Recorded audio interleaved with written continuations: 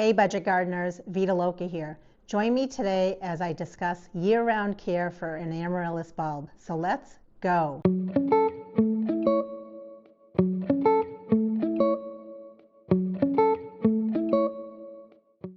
I live in New Hampshire. I garden in USDA Zone 5B.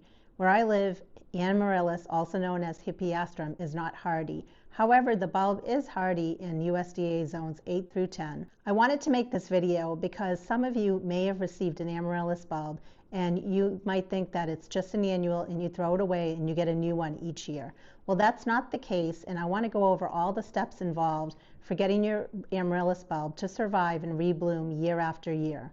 We're going to start with after flowering care. After your amaryllis has done blooming, you want to make sure you've removed any spent blossoms, and also you want to remove the stalk that the spent blossoms were on. However, you want to leave the leaves on there because the leaves are necessary in order to keep feeding your bulb. Place your amaryllis bulb in the sunniest possible window because it needs that sun in order to photosynthesize.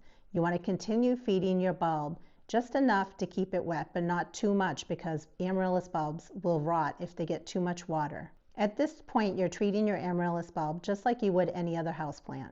The next thing I want to talk about is moving your amaryllis bulb outdoors. You want to wait until after all danger of frost has passed, and then you can safely start hardening off your amaryllis bulb. You want to do it slowly, just like you would any other plant that you're trying to harden off. Slowly acclimate it to the sun, to the wind, to the rain, and it might take about a week until the plant is finally acclimated to the outdoor conditions. At this point, you have a couple of options, but no matter what option you choose, you want to make sure you're choosing a location where your amaryllis is in a full sun situation. It should be getting at least 6 to 8 hours of sun per day. You have a few options when you bring your amaryllis bulb outside. You can simply keep it in the pot that it's in. You can take the pot and sink it into the ground, or you can take the amaryllis bulb out of the pot and plant that into your landscape.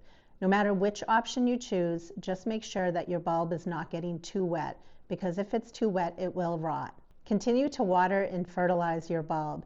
Leave the leaves on there because those leaves are necessary. They're photosynthesizing and putting energy into the bulb.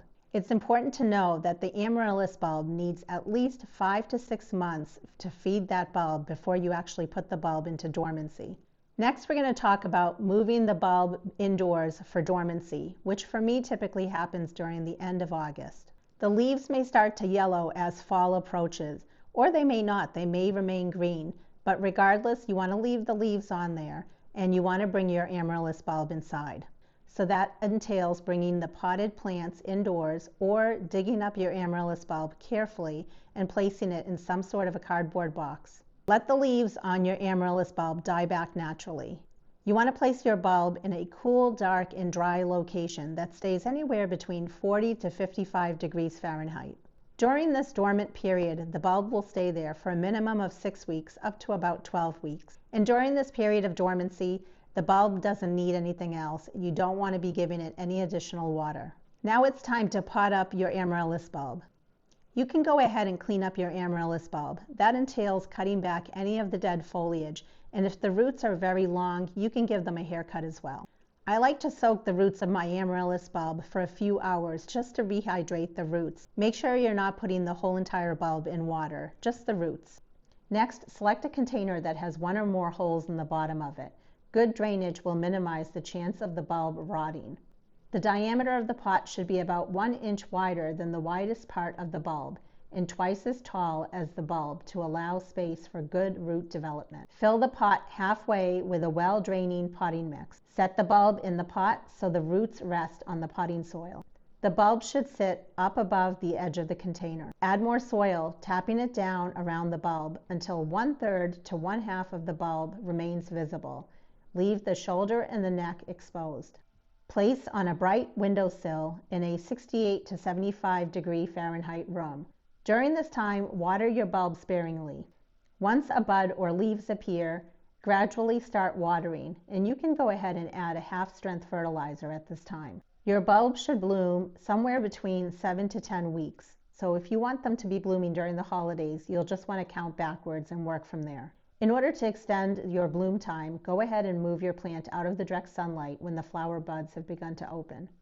Cut the old flowers from the stem after flowering. When the stem starts to sag or turn yellow, cut it back to the top of the bulb. And then the whole cycle begins all over again.